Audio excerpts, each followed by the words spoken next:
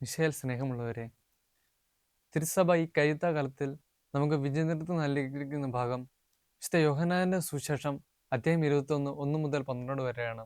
ഉദ്ധിതനായ ക്രിസ്തുവിന്റെ പ്രത്യക്ഷീകരണമാണ് നമ്മൾ ഇവിടെ ധ്യാനിക്കുന്നത്. ഈ പ്രത്യക്ഷീകരണം ഈശോ മരിച്ചവരിൽ നിന്ന് ഉദ്ധാനം ചെയ്തു എന്ന് തെളിയിക്കുന്നതിലുപരി യേശു പത്രോസിനെയും ശിഷ്യന്മാരെയും തന്റെ പ്രത്യക്ഷീകരണത്തിലൂടെ പഠിപ്പിക്കുകയാണ്. യേശുവിനെ കൂടാതെ മീൻ പിടിക്കാൻ പറ്റും എന്നുള്ള ചിന്ത ശിഷ്യന്മാരുടെ കഴിവില്ലായ്മ കാണിക്കും എന്നതിനാലും ഉദ്ധിതനായ യേശു ഈ അത്ഭുത മീൻപിടുത്തത്തിലൂടെ ശിഷ്യന്മാരുടെ ഈ കഴിവില്ലായ്മ പരിഹരിക്കുമെന്നതിനാലും ഇതിന് വളരെയേറെ പ്രാധാന്യമുണ്ട്. ഈ വചനഭാഗം വിചിന്തനം ചെയ്യുമ്പോൾ പലതരത്തിലുള്ള ധ്യാന ചിന്തകൾ നമുക്ക് വരാം.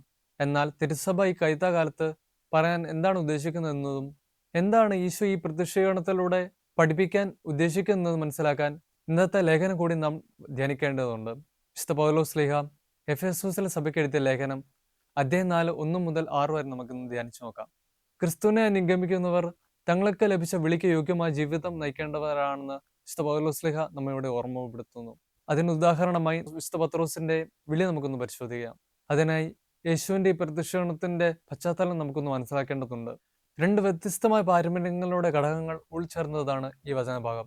വിശുദ്ധ ലൂക്കായുടെ സുവിശേഷം അധ്യായം 5 1 മുതൽ 11 വരെയും ലൂക്കായുടെ സുവിശേഷം 24 അധ്യായം 30 മുതൽ 35 വരെയുമാണ്. വിശുദ്ധ ലൂക്കായുടെ സുവിശേഷം 5 അധ്യായം 1 മുതൽ 11 വരെ എന്നുള്ളത് രാത്രി മുഴുവൻ അധ്വാനിച്ചിട്ടും മീൻ കിട്ടാതെ വലയുന്ന വിശുദ്ധ പത്രോസ് ശ്ലീഹായെ നമുക്ക് അവിടെ കാണാൻ സാധിക്കും. ഈ പത്രോസ് ശ്ലീഹ യേശുവിന്റെ വാക്ക് അനുസരിച്ച് വലയിറങ്ങിയപ്പോൾ അത്ഭുതകരമായ വിധത്തിൽ അവർക്ക് മീൻ ലഭിക്കുന്നതായി കാണുന്നുണ്ട്. ഇതാണ് ആദ്യത്തെ ഒരു പാരമ്പര്യം.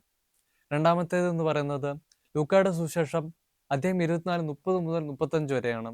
അതിൽ കാണുന്നത് എമ്മാവുസിലേക്ക് പോയ ശിഷ്യന്മാർക്ക് യേശു പ്രത്യക്ഷപ്പെട്ടതും അവരുടെ കൂടെ അപ്പം മുറിച്ചതുമായ വചനഭാഗമാണ്. ഈ രണ്ട് വചനഭാഗങ്ങൾ ഉൾച്ചേർന്നതാണ് വിശുദ്ധ യോഹന്നാന്റെ ഈ ഒരു പ്രത്യക്ഷീകരണം. വിശുദ്ധ പത്രോസ് ശ്ലീഹായെ ഈശോ വിളിക്കുന്നത് അത്ഭുതകരമായ വിധത്തിൽ അവർക്ക് ഈ മീൻ ലഭിച്ചതിന്റെ ശേഷമാണ്.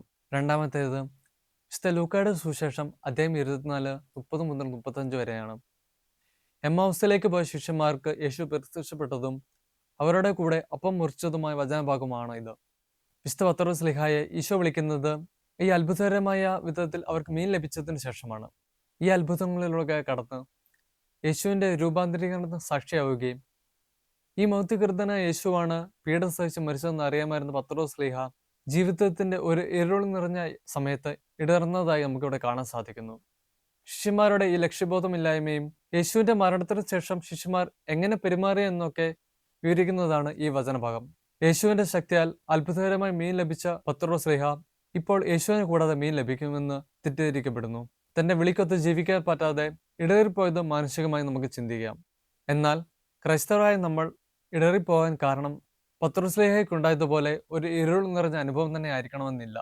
മറിച്ച് ചില വ്യക്തികൾ തന്നെ മഹത്വത്തിനായി ആത്മീയത വെടിഞ്ഞ് തീർത്തും ഭൗതികതയിലേക്ക് പോകുന്നതായി നമുക്ക് കാണാൻ സാധിക്കുന്നു.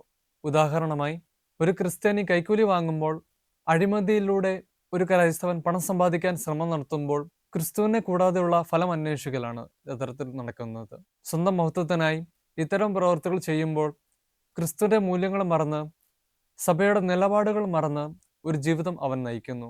പൗലോസ് ശ്ലീഹ പറയുന്നു, എനിക്ക് ജീവിതത്തിലെ സമ്പാദ്യങ്ങൾ ക്രിസ്തുവിനെ പ്രതി എല്ലാം ഉച്ഛിഷ്ടം പോലെ ഞാൻ കരുതുന്നു എന്നാണ്. ക്രൈസ്തവരായ നമുക്കും ഈ ഒരു മനോഭാവം ഉണ്ടാകണം. കാരണം നമ്മുടെ യഥാർത്ഥമായ സമ്പത്ത് ഈ ലോകത്ത് വെച്ച് ആസ്വദിക്കാനുള്ളതല്ല, മറിച്ച് സ്വർഗത്തിലാണ് നമ്മുടെ യഥാർത്ഥമായ സമ്പത്ത്. ക്രിസ്തുവിനെ ചേർത്ത് നിർത്തുമ്പോൾ, സഭയുടെ നിലപാടുകൾ ചേർത്ത് നിർത്തുമ്പോൾ ചില ഭൗതിക നേട്ടങ്ങൾ നമുക്ക് വേണ്ടെന്ന് വെക്കേണ്ടി വരും. ക്രിസ്തുവിനോട് ചേർന്ന് ഫലം നൽകാൻ വിളിക്കപ്പെട്ടവരാണ് ക്രൈസ്തവരായ നാം ഓരോരുത്തരും.